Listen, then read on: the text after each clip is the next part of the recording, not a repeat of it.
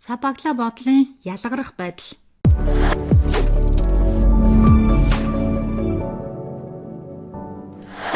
Сабагла бодлын онцлог ялгарл нь юу байх вэ? Хэрэглэгчийн анхаарлыг яаж татах юм?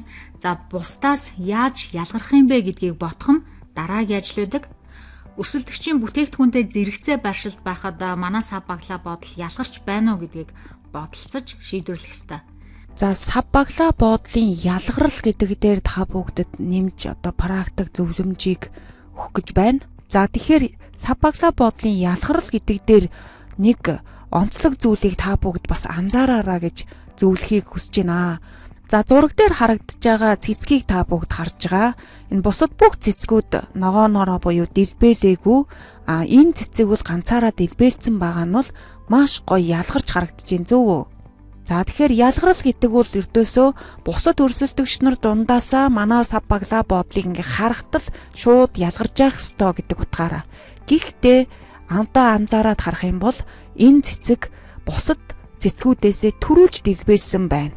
Тэгэхээр бизнес дээр бол төрүүлж хөдлөгч гэж байдаг. Ямарваа нэгэн бүтээгдэхүүн үйлчлэгийг зах зээл дээр төрүүлж санаачилдаг. За яг угтаа бол энэ цэцэг бол бусдангаасаа төрүүлж дэлбэлсэн учраас онцгой ялгарл өгч байна. За тэгвэл одоо бүгдээрээ дараагийн зураг дээр бол олон цэцгүүд дэлбэлсэн байгааг харж байна.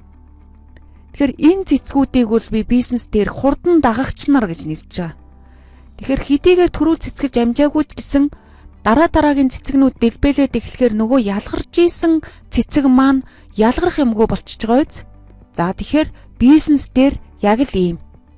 Ямарваа нэгэн бүтээгдэхүүнийг хамгийн түрүүнд хийж чадсан бол нэг хэсэг ялгарна. Тэгээд бусад бизнесүүд дагаад ороод ирнэ.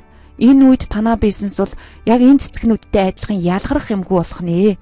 За дараагийн цэцгэн дээр бүр зөвхөн улаан биш янз янзын өнгөтэй гоё цэцгнүүд гараад ирлээ. За яг энэ цэцгэн дээрээс ингээд олон өөр өнгө бас байж болдгиймаа гэдгийг бид ингээ хараад мэдрээд эхэллээ штэ. Тэгэхээр нөгөө улаан цэцгнүүд бүгдээрээ их гоё улаан цэцгнүүд маань бас сонирн биш болоод эхэллээ дээ. За тэгэхээр энд бол бизнес дээр үүнийг сайжруулалт хийгчд гэж одоо миний хувьд зөвлөд байна. За яг энэ цэцэгний харуулж байгаа ойлголтоор та бүгд сабагла буудлын ялгарлыг ойлгоорой. Тэгэхээр бид нар зах зээл дээр шинээр хэрвээ цоо шин бүтээгдэхүүн гаргаад эсвэл сабагла буудлын цоо шин шийдэл гарч байгаа бол бид бол эхэндээ ялгарнаа. За ер нь бол хамгийн түрүүнд тэр сабагла буудлын шинжилгээг хийж чадсан бол ялгарна, төрүүлж хөдөлсөн бол. За гэтэл тэр хэрвээ үнэхээр хүмүүст хэрэгтэй байгаад хамгийн зөв шийдэл болсон байна гэх юм бол бусад өрсөлдөгч нар, бусад бизнесүүд бас даган дуурайна. За дараа нь болох танцраг нөгөө олон янзын цэцгнүүд гараад ирлээ гэсэн штэ. Тэгэхээр энэ сабагла буудлын шийдлүүд дээр бас элдв янзын сайжралтууд гарч эхэлнэ. За тэгэхээр бодит байдал дээр бид нар шинээр зах зээлд бүтээгдэхүүн гаргаж яхад ингээд яаж ийж гаад ялгарх гоё юм боллоо гэж бодтол тун удалгүйгээр ялгарх зүйлгүй болох магадaltaй гэсэн үг. За энэний цаана би юу хэлж байна гэхээр яг бит харагдаж байгаа нүдэнд үзэгдэж байгаа энэ бүхэн зүйл маань бол үндсэндээ бол нэг л мэдхэд одоо зүгээр л нэг байдаг зүйл болчихноо. Харин нөгөө брендийн үнц нь танаа брендийн итгэл үнэмшил одоо тэр хүч та бүгдийг авч одоо өрсөлдөх чадвартай байлгах юм. Тэгэхээр сабагла буудал гэдэг бол брендийг анх хэрэглэгчийн сэтгэл зүйд хоногшуулдаг, ой тогтоолтонд нь оруулдаг, итгэл үнэмшлийг бий болгодог чухал зүйл учраас анх эхлэхдээ сабагла буудал дээр онцгой ачаал бүгд өгөх хэрэгтэй. За ингээд дараа нь бол ямар ч өрсөлдөгч гарч ирсэн энэ угнаасаа тэдний бараа шиг юм байна гэж харахуйц болох хэрэгтэй гэсэн үг. За дэлхий дээр бол энэ сабагла буудлын инновац, технологи, шийдэл гаргахад бол энэ eye tracking буюу хүмүүсийн нүдний хөдөлгөөнийг хэмждэг ийм технологи гараад ирсэн.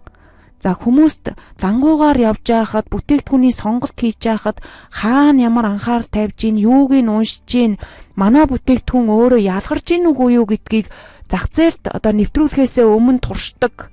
Эсвэл аль бүтээгдэхүүнээ яаж сайжруулахын, яагаад өрсөлдөгчийн бүтээгдэхүүн илүү гараад ийн, манай бүтээгдэхүүнийг яагаад ингэ сонгож авахгүй байна гэдгийг нь одоо хэмждэг, судалдаг ийм шинжлэх ухааны төвшөнд хөгжсөн ийм технологиуд гараад иржээ. За тэгэхээр ийм технологи судалгаануудын үндсэн дээр ер нь сав баглаа бодол нэг ийм 4 хүчин зүйлээс хамаарж ялгардсан байна гэдэг одоо дүгнэлт гарсан байна. За ер нь бол маркетингийнхний ойлголтоор хуучин бол сав баглаа бодол дээр байгаа үг бол маш чухал юм аа. Гол мессежээр сав баглаа бодлоор анхаар татнаа гэдэг байсан бол яг бодит байдал дээр үг бол хамгийн сүүлд нь болж ирсэн байна. За нэгдүгээрт бол өнгө сав баглаа бодлын өнгө бол хүний анхаарлыг хамгийн түрүүнд татдаг.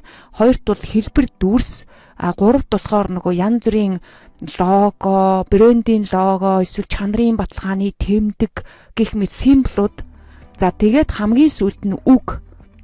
Үг буюу одоо яг юу гэж юм бараа байна вэ гэдэг бүтээгдэхүүнийх нь мессеж. Ийм дөрвөн дараалалаар хэрэглэгчид сав баглаа бодлыг анзаарч хардаг байх нь гэсэн үг.